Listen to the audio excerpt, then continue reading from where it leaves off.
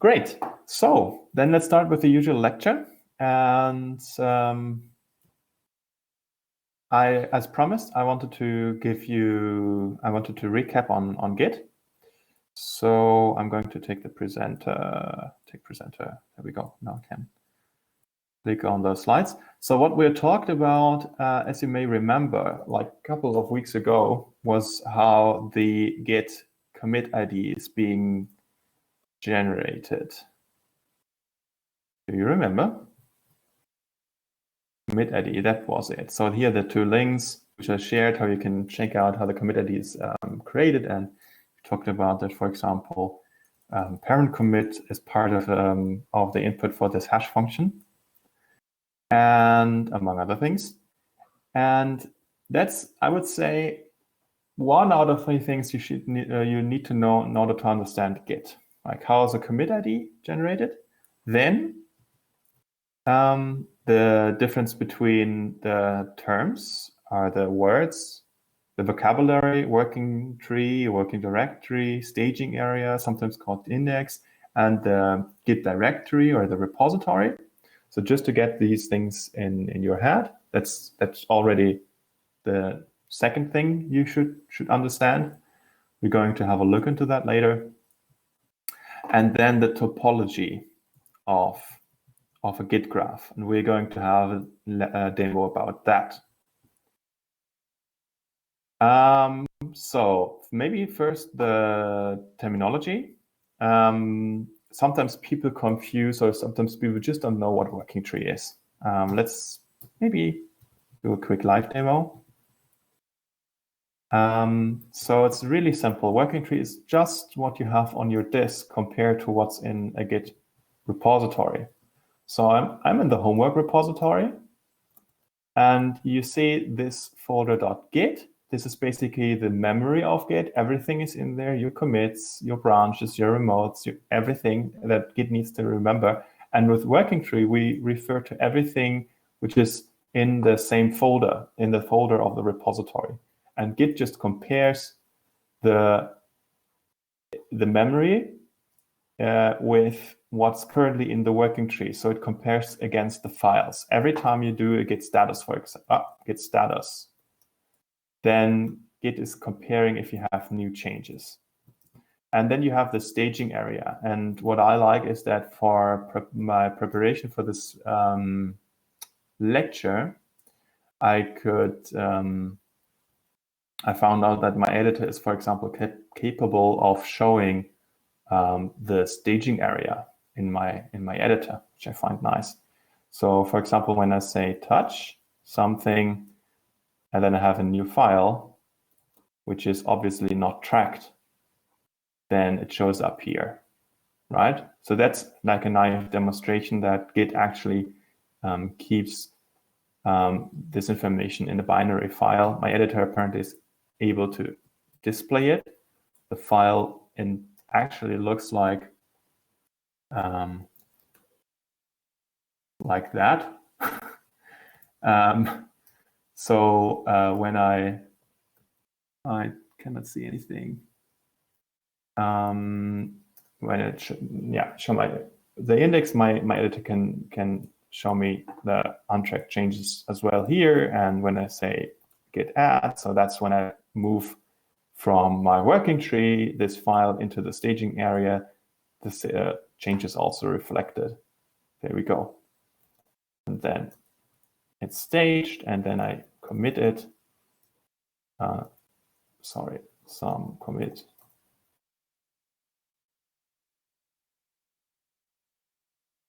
Then I have a new commit, which is just unpushed, but that's fine.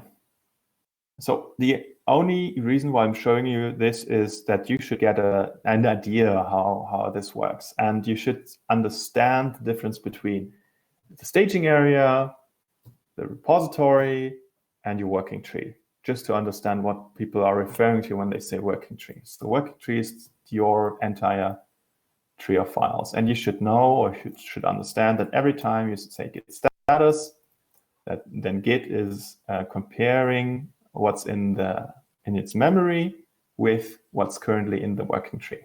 All right. that's already it. That's part 2 of understanding Git properly. Questions so far regarding that? Let's go back to here.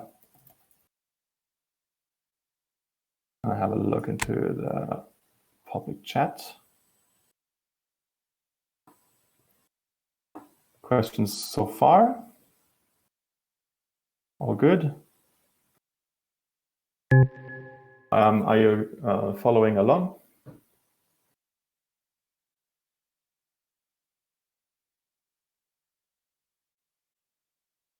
That's really everything I have to say about that slide.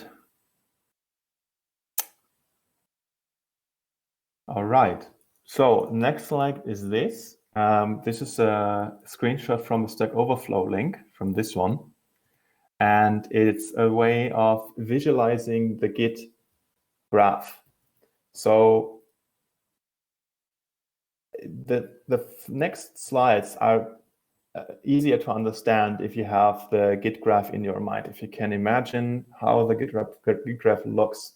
And by Git graph, I mean a connection of commits and edges, and the edges are representing the parent commit relationship. So every commit has either one parent commit or two parent commit if it's a merge commit, or no commit if it's the initial root commit, which doesn't have an ancestor.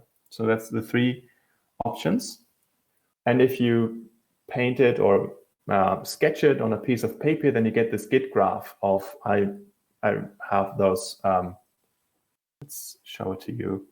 I have those, I use circles for commits and then this arrow for the parent commit relationship. So this one is like the root commit in this example because it doesn't have an ancestor. We don't have any merge commits because there's no commit which has 2 arrows. So all of them have like parent commit. And it's really important to understand what's going on. And this is why I have this visualization here in order to show you how you can see how you can visualize the Git graph. This is the command on the command line. This is what the Stack Overflow link is referring to. But there are also other visualizations, graphical visualizations. Git K comes by default. So if you install Git, then you just have Git K available. I can say Git K on the command line, and boom, you have your visualization here, which is nice. But there's also Git Kraken, which is a proprietary software, and you also have the Git Graph extension for Visual Studio. I'm going to use that one because Visual Studio is open source, and I think it's a little bit prettier than Git K. Where do I have it now? Okay, I'm lost again. So Git K, I think that's not as pretty as, for example, Visual Studio Code, which shows me this visualization. All right.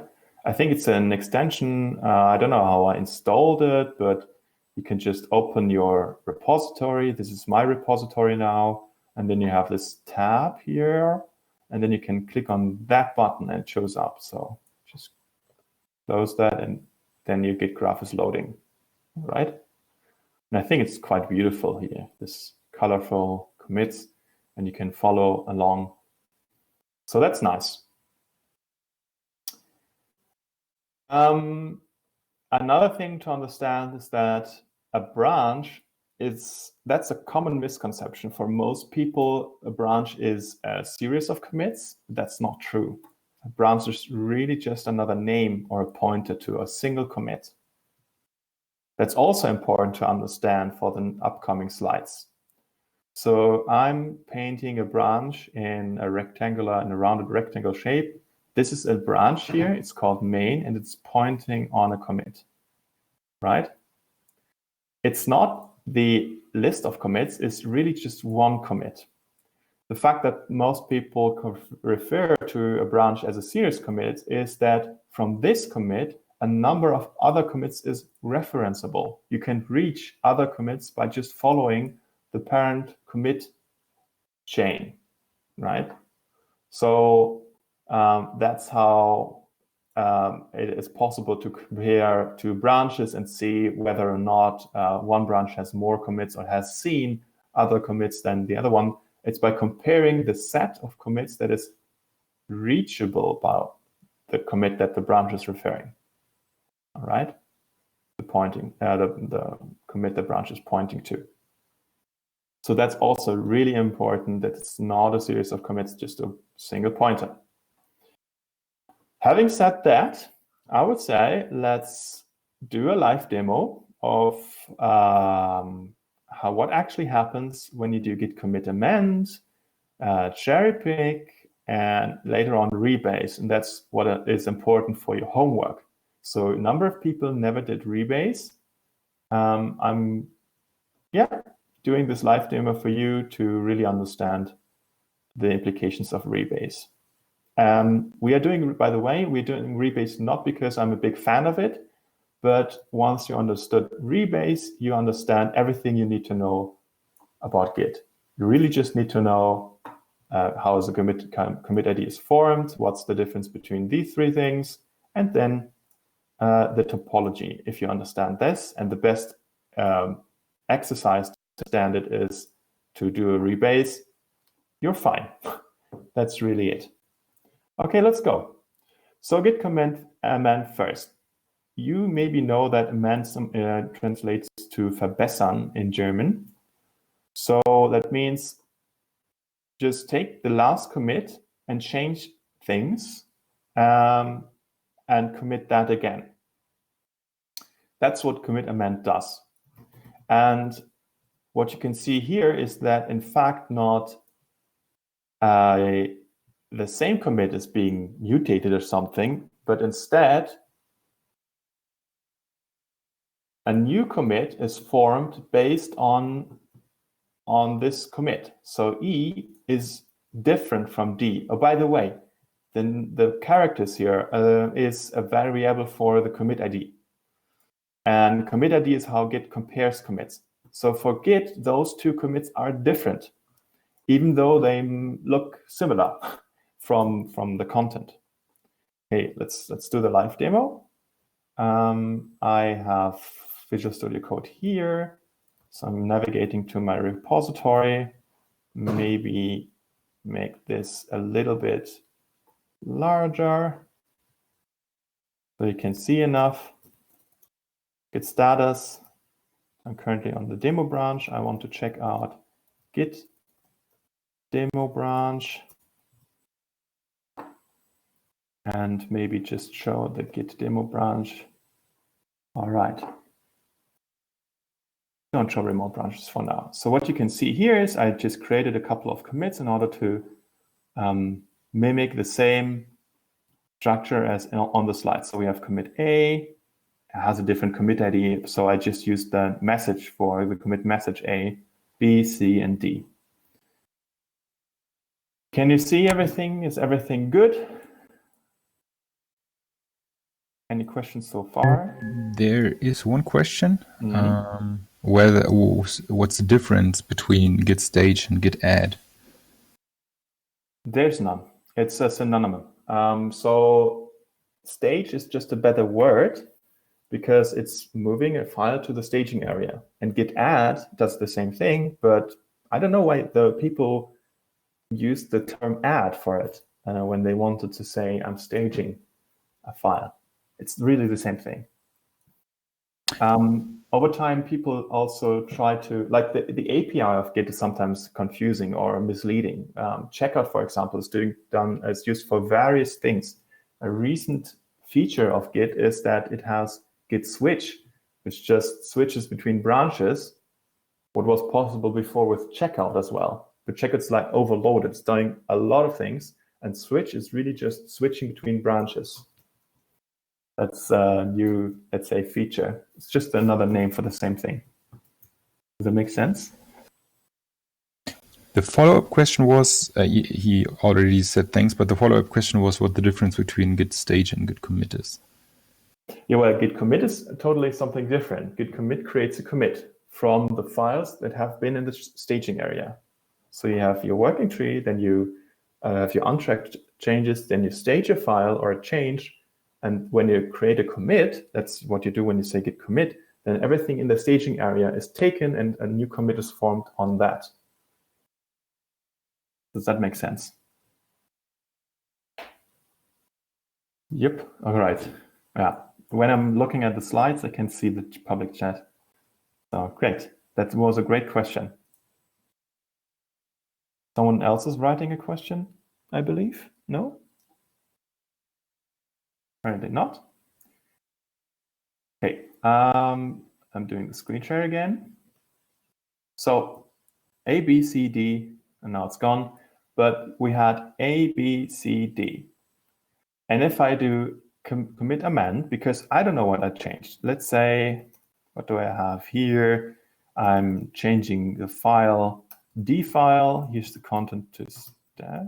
Okay, here's the content to amend. For example, then I have an untracked change. You can see the modified, and now I'm using stage. Same thing, and you say stage the entire folder. And now I see that it has been staged. And instead of creating a new commit, which would go here, I can also say git commit amend, which would move those changes into this commit, which I call D, right? 959 is the commit ID. All right, let's do that. Git commit amend, enter. And I say D. That's all right. I don't change the commit message. I could if I wanted to. And there we go. So now all those changes are in the commit D. Yeah, it's just commit D is just doing those changes to the file D file. All right, in order to prove that the old commit is still there, as I said, it creates a new commit ID and the old commit is still there. I can see my old commit in the so-called ref log. A ref log is a log of all my changes, which I did with Git. And the old commit is still there. You can see the commit here. So this is the old commit before using git commit amend. Git commit amend is one action. So you see a new entry on the ref log. This is the most recent entry. And the one before, that's commit number, that was commit D as it was before. And I can copy that. And I can actually say, for example, git reset hard, so doing a hard reset on that particular commit, or that's even better. I can even check out the commit like this. And I'm now in a so-called detached state. That means I'm not on a branch. My head is not pointing to a branch. My head is pointing to this particular commit. Oh, what is head? Head is a variable, and head usually always points to the currently checked out branch. So now head is pointing to a commit directly, whereas if I am checking out a branch, I'm on branch main, then head is pointing to main, as you can see here, right? So this green means a local branch, red means remote branch. Wow, what's going on? Red means remote branch, and head is pointing to a branch. If I check out a particular commit, I'm in so-called detached state, head detached at something, and you can see it here. Yeah, this is, by the way, commit with the message D. And if I refresh, this, I should see, apparently I'm not, but I should see, yeah, there we go.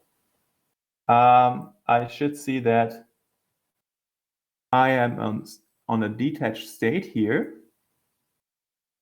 And this is the amended commit, D.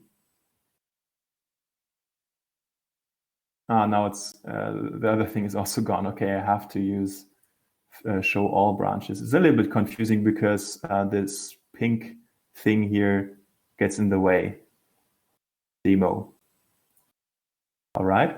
So this is the amended commit. This is the original commit before amending, and you can see it's still there. So far, so good. That's what git commit amend does. There's one follow-up question regarding amend, whether it's also possible to amend the commit on a remote branch, so when you already pushed it. Yeah, well, you can only you must do it locally. There are only 2 commands in Git which do things over the wire. So 2 commands are actually making an internet connection. That is git fetch and git push.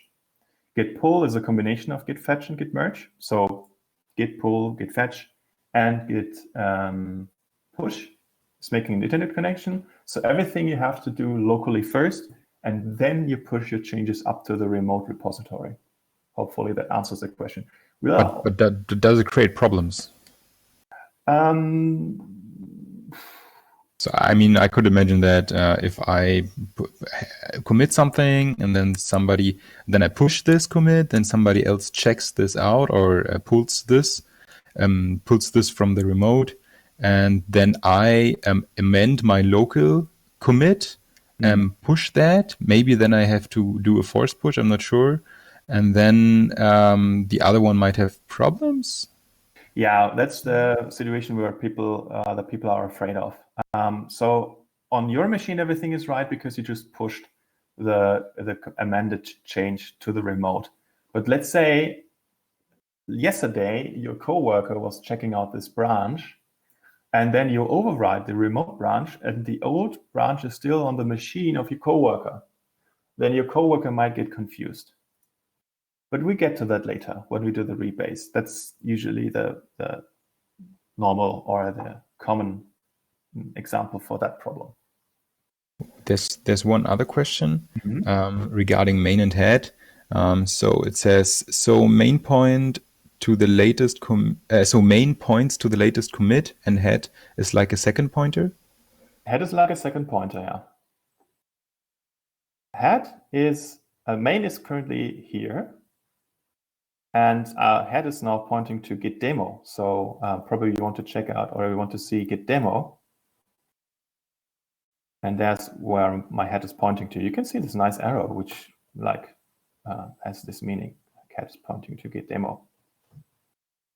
And in Visual Studio Code, I think they are painting the commit which head is pointing to with like a circle instead of a dot. The branch git demo is currently checked out at this commit. Nice. Okay, but so I guess main is not always pointing to the latest commit, right? Only when you. What do you mean by latest? Does it mean by do you mean latest the youngest commit based on the created ad? Yeah, for me it sounds like the person is meaning it like that, and this would not be the case, right? No, so if I commit something on another branch, then main, of course, does not have the latest commit. Yeah, main is really just any name of a branch. You can name this branch as you wish, and doesn't necessarily mean the youngest commit. You can check out to a new branch, make a commit, and then you have the youngest commit there. So that's commit amend. Let's do the cherry pick. What is a cherry pick? A cherry pick is you're on a branch and you want to just take one commit from somewhere and just apply it to your current branch. So this is our current situation. Our head was pointing to main, and then we want to cherry pick E. And when we do that, it's a new commit is being created. Again, not the same as E, a different commit because parent commit is different. It must be a different commit. There's no way.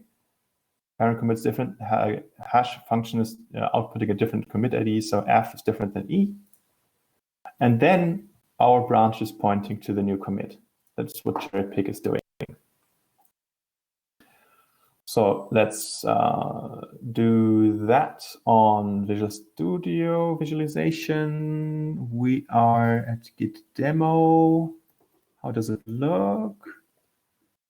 Go away. So A, B, C, D, and we want some other branch, which is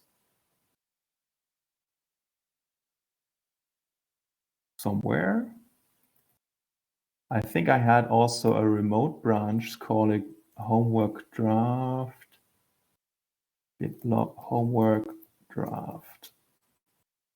Git demo. Is that pointing at E? Interesting. All right. Anyways, I'm going to create the same structure. So my Git demo is what is the main branch here. So I'm creating a new branch with one commit. It's descending of B. So check out some branch, creating a new branch with -b. Now we have some branch here. It's just another pointer to the same commit. And now I'm resetting to the B. Can I use this? Can I copy? Ah, nice, cool. Git reset this part. Cool. So now some branch is here, and if I just create a new commit E, let's write a file, E file, save that, add this file, commit, and give a commit message E.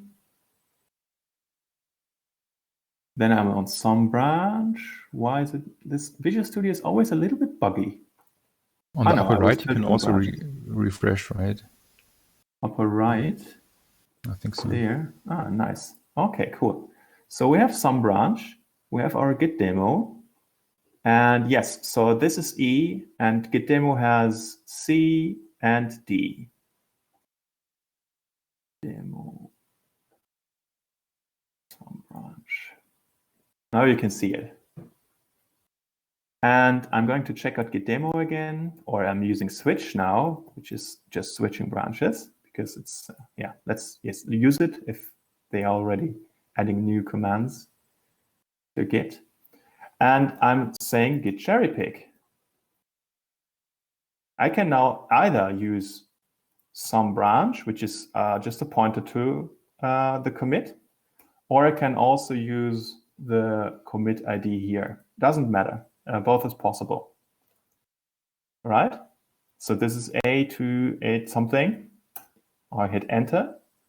And I have 3 commits on Git demo.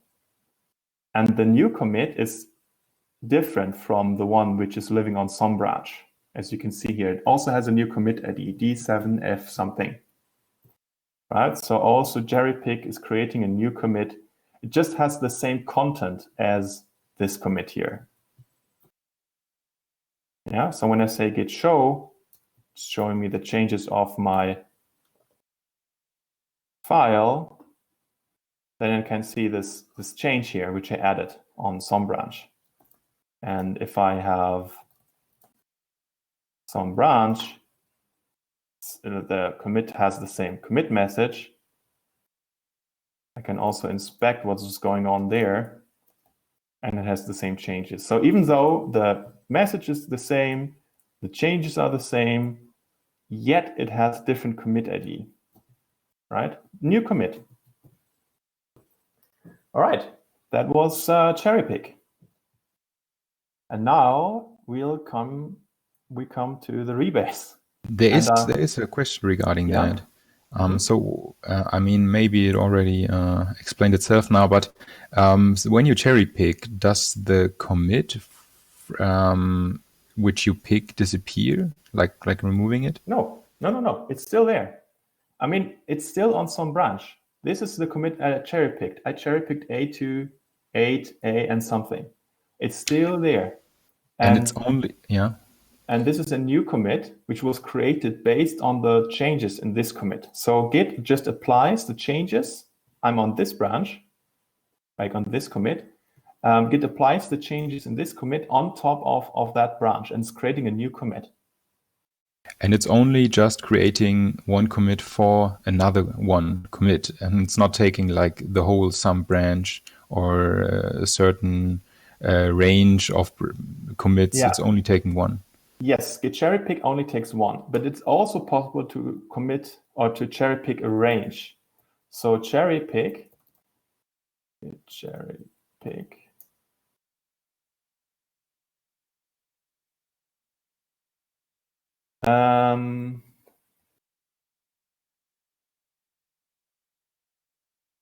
it also, now I have to make this a little bit larger. It also allows you to cherrypick a range. Okay, they don't. Do they have an example here? Of course they don't. But it's, I think, with ... or something. Yeah, of course, I know. You can do cherry pick, and then one commit, ... or even 3 dots, second commit, and then you can like cherry pick a range of commits, like from this commit to this commit. That's also possible. It was recently, I don't know, maybe a year or so, a year ago, it was introduced to Git. Before that, Git cherry pick could only cherry pick a single commit. That's what you usually do. It's rather uncommon to cherry pick more than one commit, but it's possible. All right. Last question is git checkout origin master -- something the same as cherry picking? So git checkout, then some branch, and then origin / master -- git checkout origin / master -- something. Okay, so this means this here, the -- means this is a file or a list of files, and I can write path to file, and then what Git does is taking the changes from the file at path to file, how it was in this commit, and applies it on my working tree, and it's not creating a commit. So it is different. The first difference is that you can decide what files you want to take. Whereas with cherrypick, you take all the files in the commit. And cherrypick is also creating a new commit. Git checkout reference -- path to file is not creating a commit. It's just adding it to the staging area. And then you have to say git commit again. But doing those two things in combination is more or less the same. Yes. So you could check out, you could do something like check out some branch -- the entire current folder, for example, and then commit, and you would have the same result as you would cherry pick from some branch. Yeah, well, if there's more than one commit on some branch, it would also be different, because if you have like, I don't know, 5 commits difference on some branch, then this takes the changes from all of them. Whereas cherry pick, this would refer to only one commit, and then you would cherry pick only the changes of one particular commit. Actually, it's quite different, I would say. So I can see where this question is coming from. Yeah? So it's the same as long as you don't have too many commits on which are different on some branch, and as long as you take all the changes and then you commit afterwards, then you have the same result, but it's actually quite fundamentally different. Check out -- and then So the file. to conclude, git checkout like this gets you all the changes of one file, and the cherry pick only one change of one file of one commit. Yes, I do have this on my slides. Apply changes to a file. So you can say git checkout, then a reference, which could be a commit ID or a branch, then -- and then a path, which is a path to a file. You can also check out like apply changes to a file from different files. That's also possible. I use it a lot. I use it when I don't want to create a new commit, but when I just want to take one particular commit, and I use cherrypick. So far, so good? I think so. All right. Yeah, having this visualization in mind helps you a lot. Sometimes you can also write it on a piece of paper. So let's go to rebase. I like to introduce rebase with this tweet by Dan Abramov. I think he's one of the core contributors to React.js, and he says, well, merge, tell me your version of the story and tell me mine, and we piece something together out of them, versus rebase, where you tell me your version and I will interrupt you every sentence to tell you where you're wrong, right? And I like this because it's really nicely explaining that rebase is an interactive process, whereas merge is just taking the commits of two branches and creating one commit based on the two commits, whereas rebase is really just step by step, and for every step you can run into merge conflicts. That's what he means when he says I tell you where you're wrong. So that probably means the merge conflicts that can happen every time another commit is taken from during a rebase. All right, so that's, and he's also showing that he's not a big fan of rebase, which is totally okay. Like, I'm not a big fan of it either. It's not that we have people who prefer merge and then we have people who prefer rebase. For example, I'm using merge and rebase depending on the situation. Okay, what does rebase do? This is our situation again.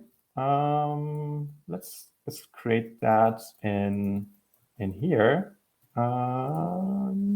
Git demo and some branch. I'm on A, B, C, D, and then E. Okay, I should check out probably on D. I'm taking this commit. Git reset that hard. So some branch. Oh no, where am I? Am I git demo? Git A, B, C, D. And then we have A, B, E on some branch. Okay, so this is some branch, and this would be my git demo branch. And what happens is when you rebase, you are here, you rebase on origin main, in our case, some branch. That means every commit that this branch has not seen yet, so every commit that is not referenceable or reachable by this commit, so these three here are reachable by that commit, but not these two. All of these are applied one by one on this commit, on the commit that I'm rebasing on, right? So this means we start with C, and Git is creating a new commit with a parent commit of E, which has all the changes from C, but it's fundamentally different because the parent commit is, again, different. So new commit. Then it's trying to apply all the changes from D, and again, a new commit ID. And if that worked, and here you can, for every time you pick a commit, this can lead to a merge conflict, and then your rebase will be interrupted. But if things go well, then Git will finalize the rebase and point the branch main, which was pointing to D, on G. These two commits are still available, but they cannot be reached by any of your branches. So they are, let's say, invisible, but they are still in the ref log at least. All right, so let's do that. I am on Git demo, and I'm going to rebase on some branch. Some branch, and let's see what happens. Boom, that was quick. So I just rebased on some branch, and now you can see that Git demo has a linear Git history. That's usually what you want to have. So there's no branch anymore. There's like all the commits are in one line, And yeah, which is the same result as here, right? To prove you that the old commits are still there, we can go into the ref log. And here you can see also that git rebase is doing many things, not only just one thing. So here you can see the last thing that was done was a rebase finish. That is when it's finalizing the rebase. And here you can actually see how it's picking one commit after another. So, and that's where the rebase started. I guess one of those references probably we'll have to get back to in order to prove that we can also undo all this. I guess it's this, because that's where it started. So it's apparently checking out some branch. So I'm taking this commit here and saying git reset hard. And then we are back to normal. That's where we are before we did the rebase. All right. So far, so good.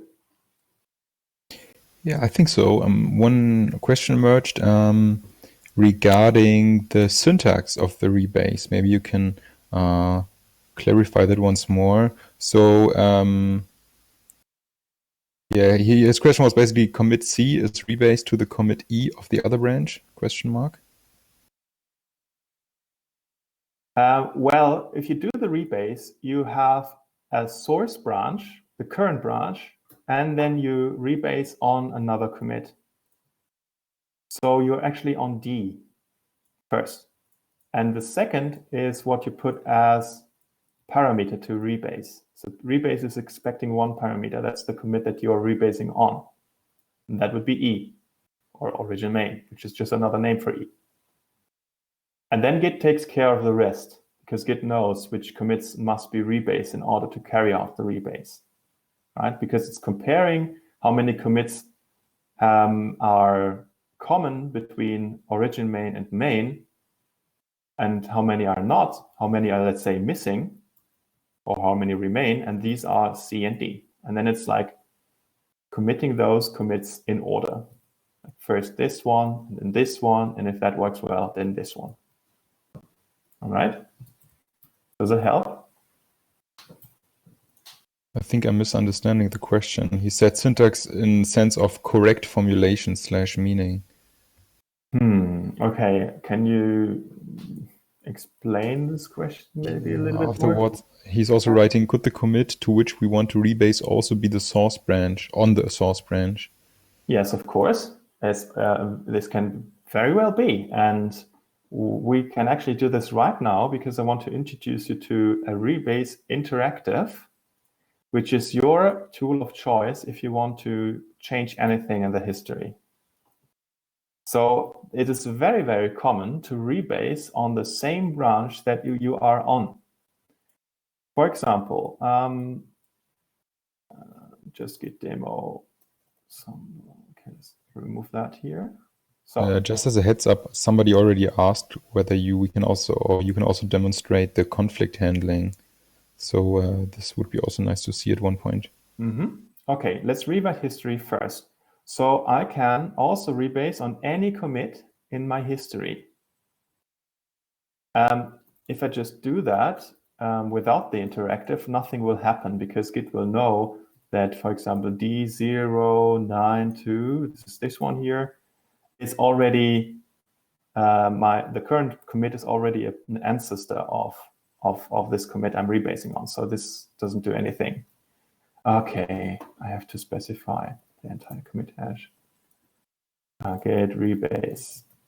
There we go. Current branch git demo is up to date, so nothing is going to happen. But I can say interactive, or the short form of that is just -I, and then I get this nice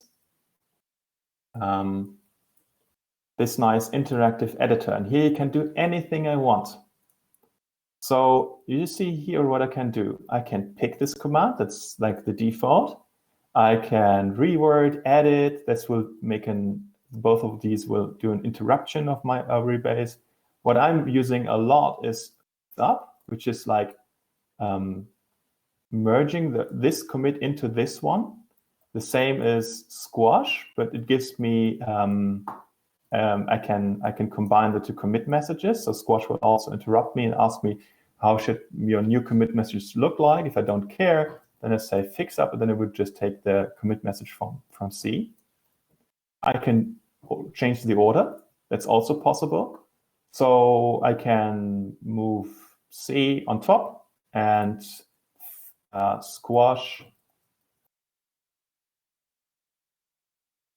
D into B and maybe reword B. All right, let's do that.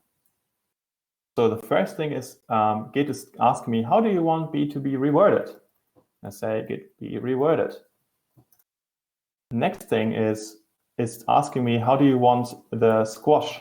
How should the new commit message be? Because I was squashing D into B, and I say for example, be reverted and squashed with D. And then this is it. And now I have B, which contains everything from D, and C. You can see this here as well. Nice. So Git rebase interactive is actually an enormous powerful tool to rewrite anything. You can change the order of commits, you can merge them together, you can edit them, you can do everything you want. So Git rebase is an enormous powerful tool. And if you want to do anything regarding the Git history, that's your friend. So that's also a nice use case why you want to rebase on a commit which is already in the history. You just use interactive, and then you can do anything with the history starting from that commit. Try this out. This is really, really helpful, and yeah, will help you a lot. That's why I want to teach you rebase, not because it's so great or it's a must to do, but once you understood how rebase works, then you understood Git. And there was a second question. The second question was, how does the merge conflict resolution work? The merge conflict resolution works just like a normal merge conflict resolution, with the addition that you can run to many merge conflicts in the worst case. So let's say, let's create maybe a commit here.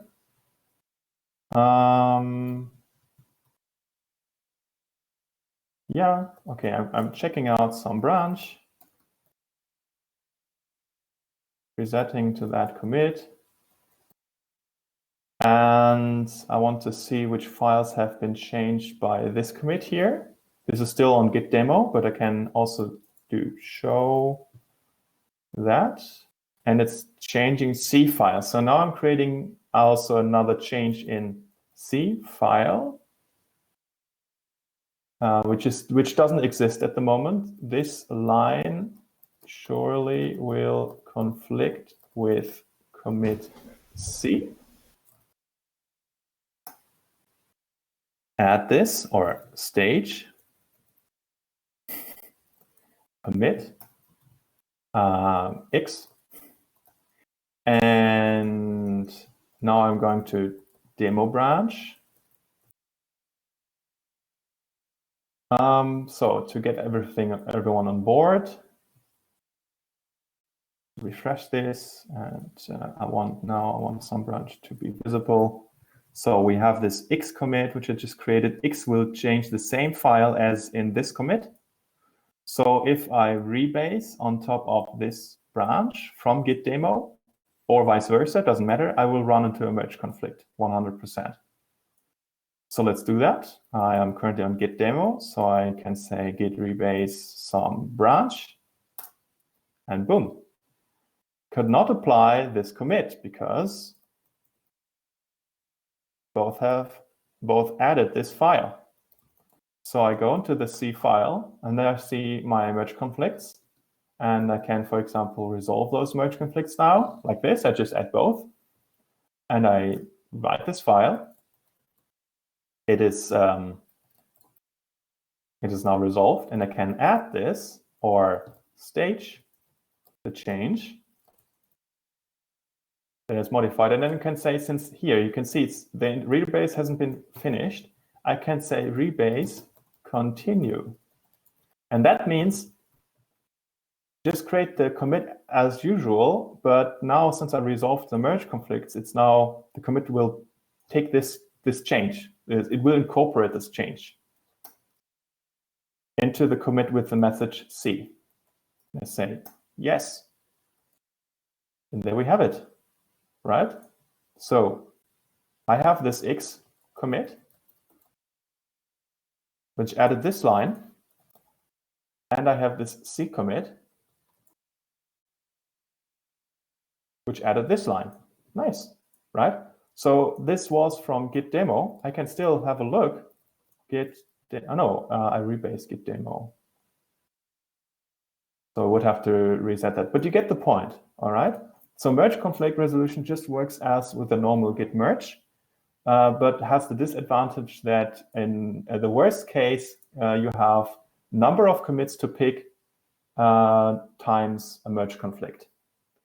Usually that doesn't happen so often, but it can happen, right? That's actually a nice excellent question. How many merge conflicts can happen in the worst case, given a particular Git graph and a particular operation? Given the issues with conflicts, somebody asked, can we say always take our files and overwrite remote files during a rebase? Can we always take remote files? Can you give me an example? Can you tell me what I should do? I think this is about like forcing the changes from my or the other branch, like saying always take theirs or always take mine. So that way you would avoid having conflicts, but risk the issue. Risk the issue that that it's taking the wrong one, but maybe you know what you're doing. I think that's possible. I don't know, to be honest. I never used that. So you want to run a rebase and always take everything from them or everything from us. I guess that's probably possible. But I'm going to suggest to you another strategy. So if you want to avoid those merge conflicts, which might happen multiple times, there's another way. So let's undo the rebase. So rebase, checkout, moving some branch to git demo. That was on some branch, so I guess I'm supposed to reset git demo to this. So we have C, that's good, and git log some branch has X, that's good. It now looks like that. That's what we want. So we have the merge conflict again. What I can also do is I'm on git demo, and I could just merge some branch for now. This will also create a merge conflict, but it will only create one merge conflict, and that's it.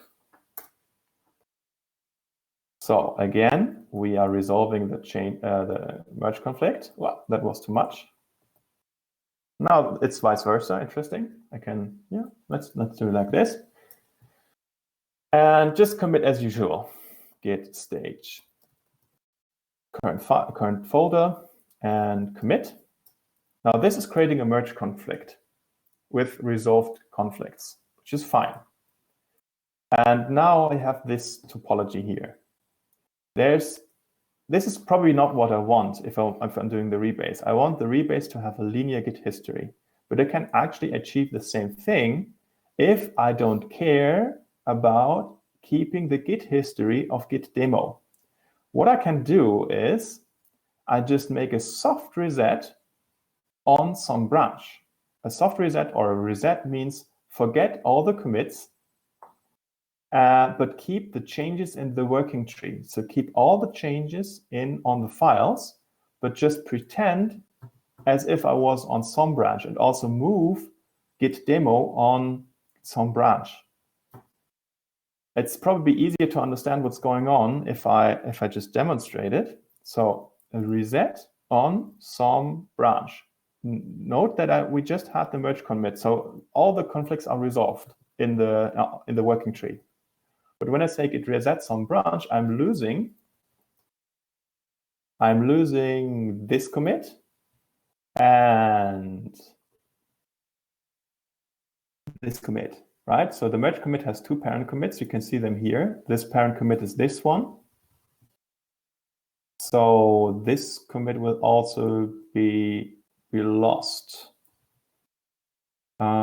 Just to check. So this commit and this commit will be lost, or will be forgotten. Let's say if git everything in .git is our memory, those commits will be forgotten.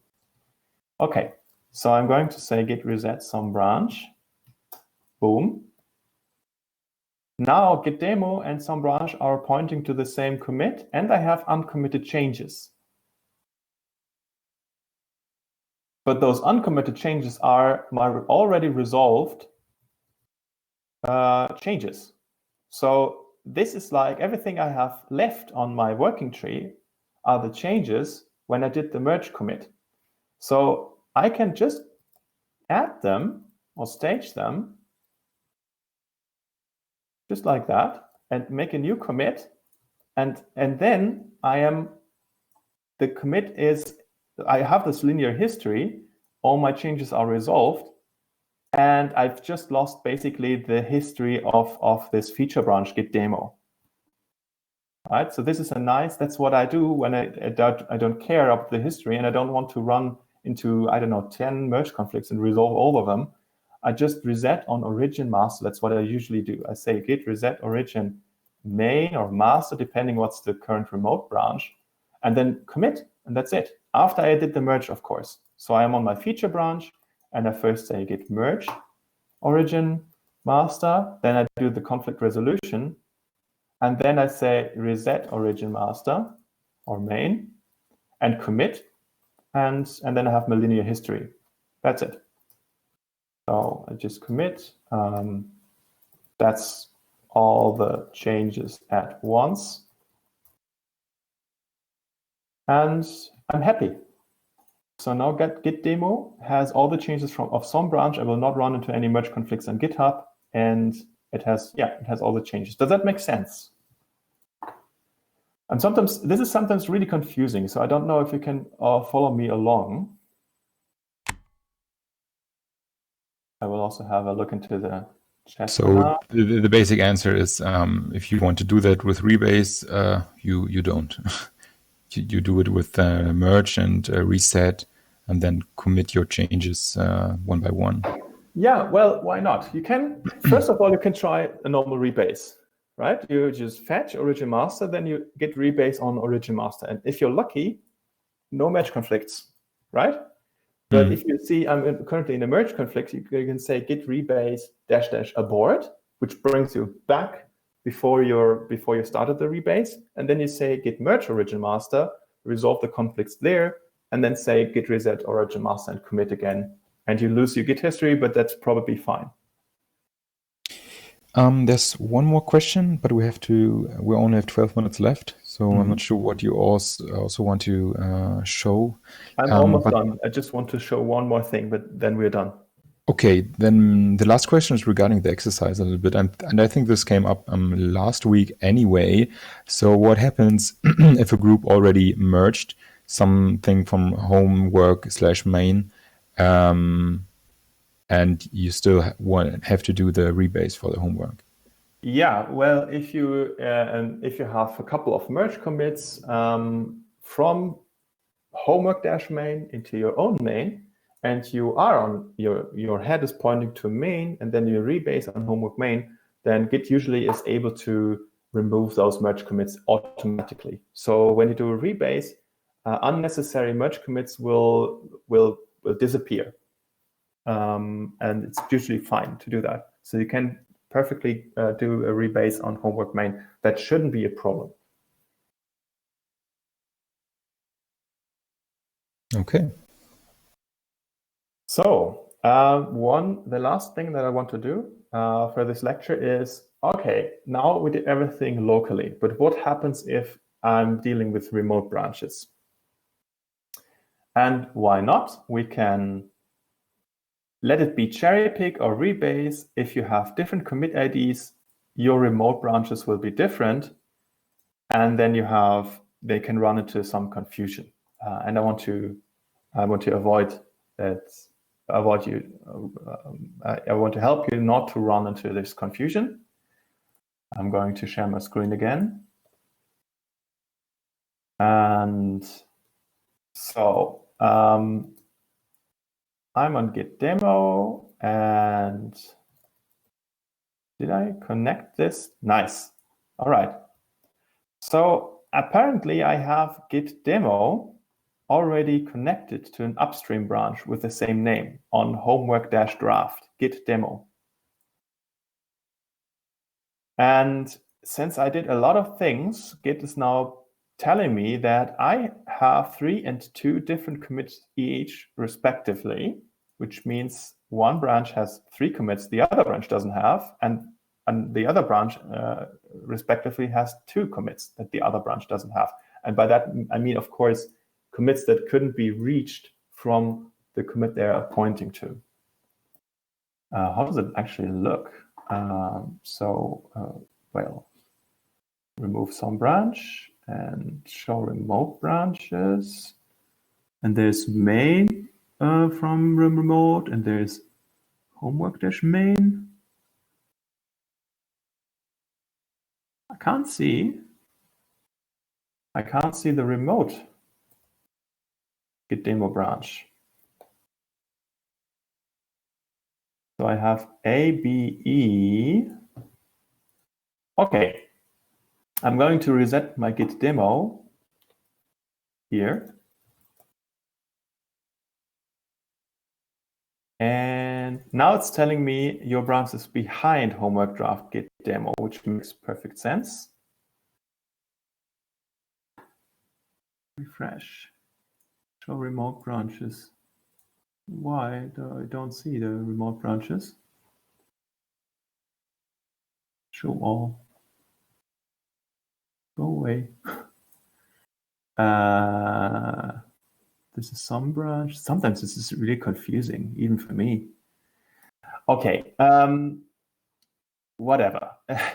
Let's have a look here. So here I'm on Git demo, and then I say git log homework draft demo. That's the remote branch. I can see. Oh, I was wrong. Of course, it's Git demo. Ah, yeah, there we go. So the remote branch is here. Parent commit is that. On Git demo, I have this. Right. Okay, good. So check out, I'm on Git demo branch, and I'm just creating a new commit by, I don't know, editing another file and writing something here and creating a commit from that. This commit is not on the remote. So, yes.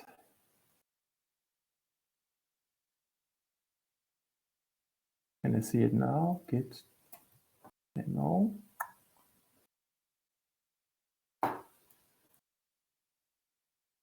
That doesn't work. Scroll down. I don't know. Yeah, okay. So I'm not used to using Visual Studio. I'm used to the command line, of course. So maybe I should just use the command line and hope you can. Actually, I can do git log l decorate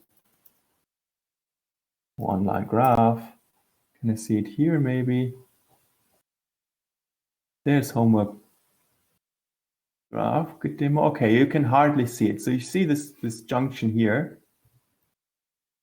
right? So git demo is there. This commit is not on the remote, and homework draft Git demo has this commit here. And then Git tells me you have one commit and one commit different each. There we go. So I have one commit my remote branch doesn't have, and the local branch, the remote branch has one commit that my local branch doesn't have, which makes sense. And this is usually what happens if you did the rebase. All the commit IDs have changed because all your parent commit pointers have been changed. So the commit IDs must have been changed. And if you do a git pull, then this is going to create a mess. I can probably do that, but I don't know what's going to happen. Okay, it's cool. It's creating a merge. But that's not what you want to do. If you did a rebase, of course, you want to override the remote commits with your own commits, because you know. Maybe Git doesn't know, because Git is comparing the commits by ID. But you don't want to pull back the changes you want to override, because that's what you do when you say git pull. So instead, what you have to do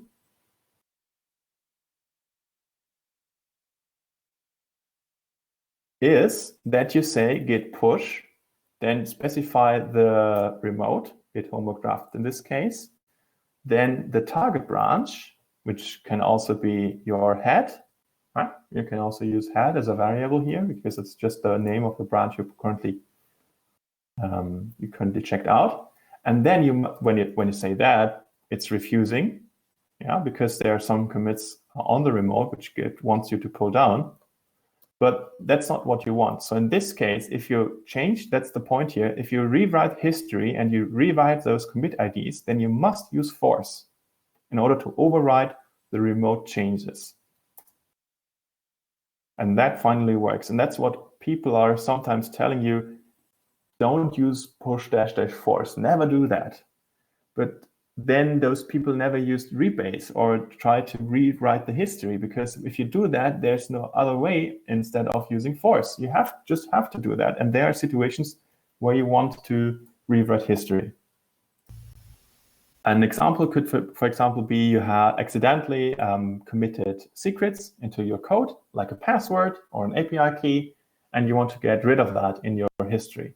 The best idea, of course, is just to change the API key, change your password, because you never know if in the meantime someone got hold of the commit, which was pushed on GitHub. But maybe you also want to remove the commit that contained the API key. And then you have to rewrite the history, and then you must use git push force in order to get rid of the commit on GitHub. Now, since I used force, Git is finally doing what I want, and my homework draft git demo branch is pointing to the same commit. You can see that here. The red also always means remote branch. It's pointing to the same commit that my local branch is pointing to. Now this commit is indeed on the remote. All right? Does that make sense?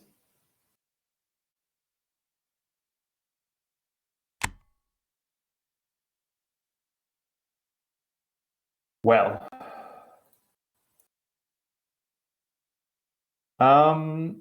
one more thing. If you do those rebase, a good idea is, because it can add confusion. As I said in the beginning, we had the example, you use push force and you override the commit on the remote branch. Maybe some of your coworkers has already pulled down the old state of the remote branch.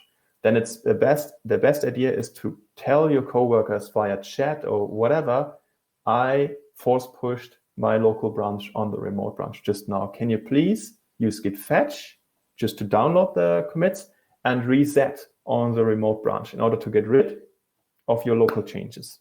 So that's what you should do. And maybe if you have junior developers on board, please explain them the implications and all of that. So they should not have any changes locally that they don't want to lose, etc., etc. Does it make sense? Oh, I forgot to publish my polling result. So I'm going to create a new poll. Did you understand git rebase? Was that clear? Do you understand why you should tell your coworkers when you use git push -- force?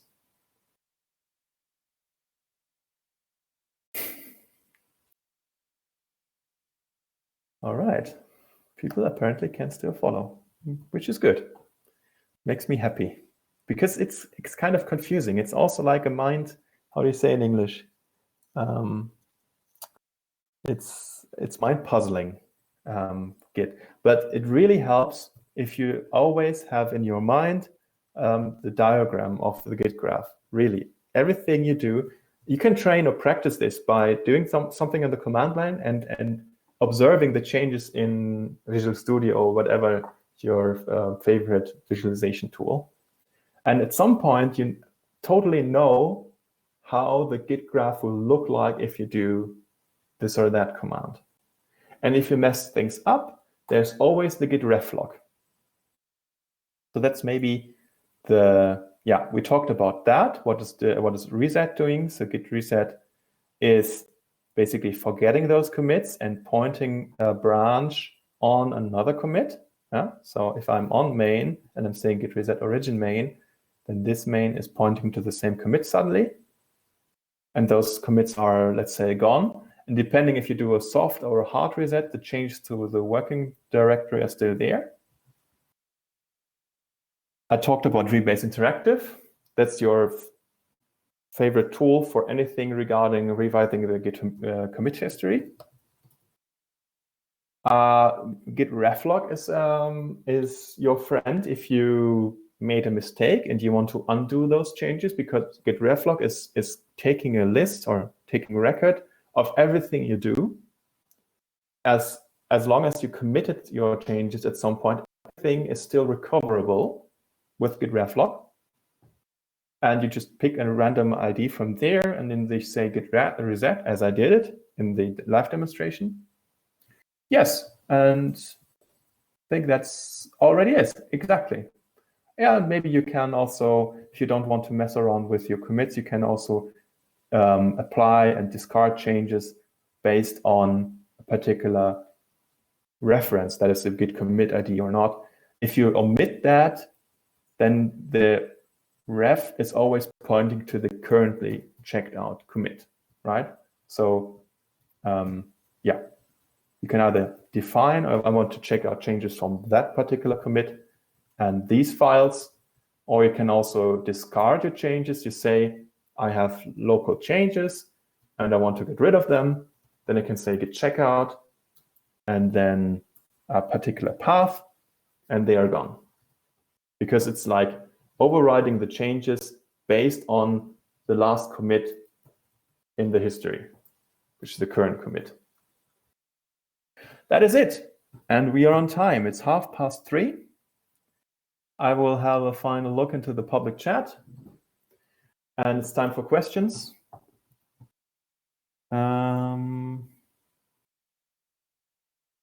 How dumb it would be to always use rebase instead of merge. It's not dumb. You maybe have more merge conflicts to resolve, but the advantage is you still have your Git history, or what remained of the Git history. You have those commit messages, and maybe that's of value for you. Depends on. It's a matter of taste. What else? Can we say always take our files and overwrite remote files doing rebase? That's the question that was that Yuri was asking me. I think we went through all those questions. Nice. The only question I didn't ask you was I thought it was the rhetorical question. Oh, okay. You just read the first one. Yeah. Mm-hmm. Right. More questions so far, or is everything cool? Really, do this rebase for educational purposes. You don't really need to use it, but use it, and then you understand how Git works. I promise you.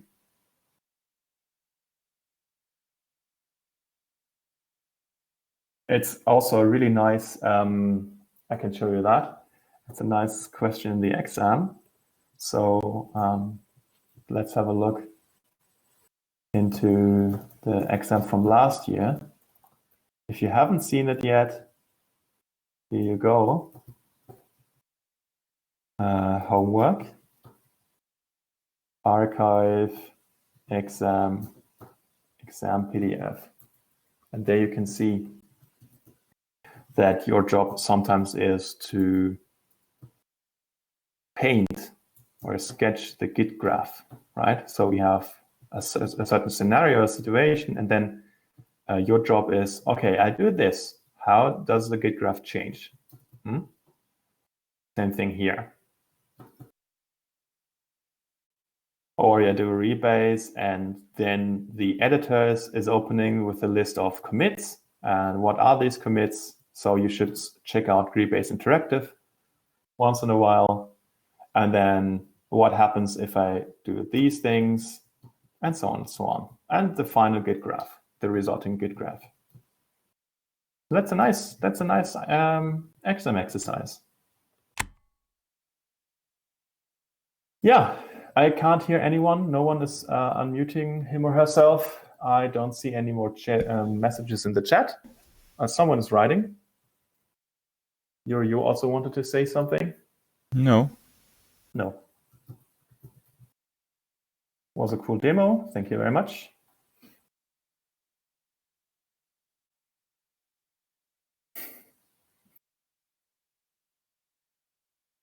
Okay, I'm waiting until for this last chat message before I stop the recording. Yuri, any questions from your side, maybe? No. About the exam, yeah. Still haven't talked to Professor Alexander how the exam actually works. It will for sure will be a remote exam, so a digital one in one way or another. Yeah, someone mentioned, or a friend of mine asked me if I want to check out Git course or something. So GitHub has actually a feature or a built-in service where you can do exercises with your class on GitHub, which I find interesting. I haven't seen it. I haven't looked into that. Maybe this is something how I can carry out the exam. I don't know. If I would use Moodle, for example, this nice painting of a Git graph isn't possible. So I don't know. I have to somehow first see what are the technical, what's the feature set, what is possible. I would love to have a paper exam because you can like paint and you can annotate code, and that's what we did in the last exam. And for this remote exam, we have to see what the software allows us to do. Do we have a date time? No, yes, we have. So as far as I remember, it's in February, I think.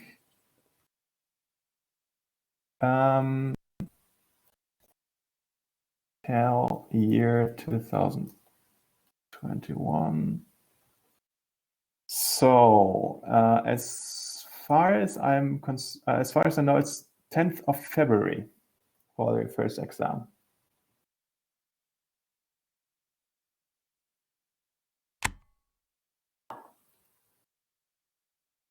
All right, I would say let's call it a day.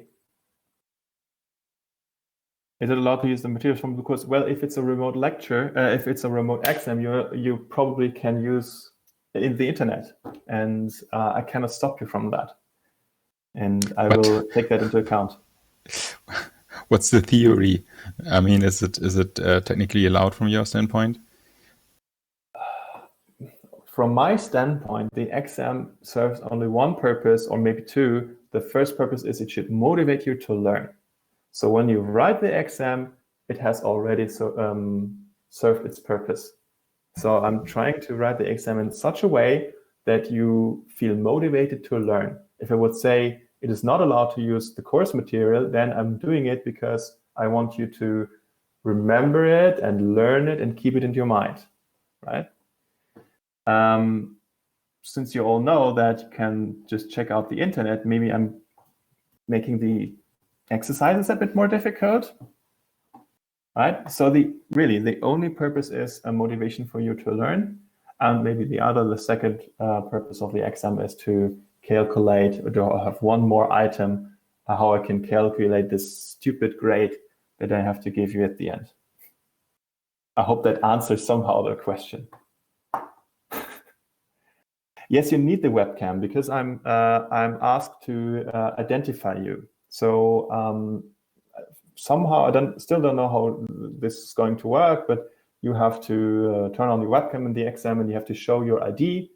And then it's our job to verify that it's actually you sitting in front of the computer. And that's something we apparently have to do.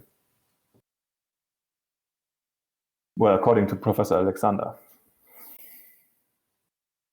Yeah, what if you haven't a cam?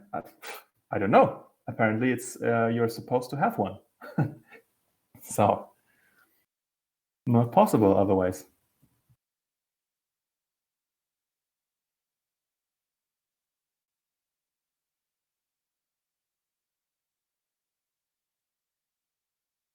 You can use your... okay. Yeah, but what if I don't have a phone, huh? Or I have one of those old ones without a camera. Okay, well then, I would say let's call it a day. I'm glad you enjoyed this lecture, and yeah, I'm going to stop the recording now.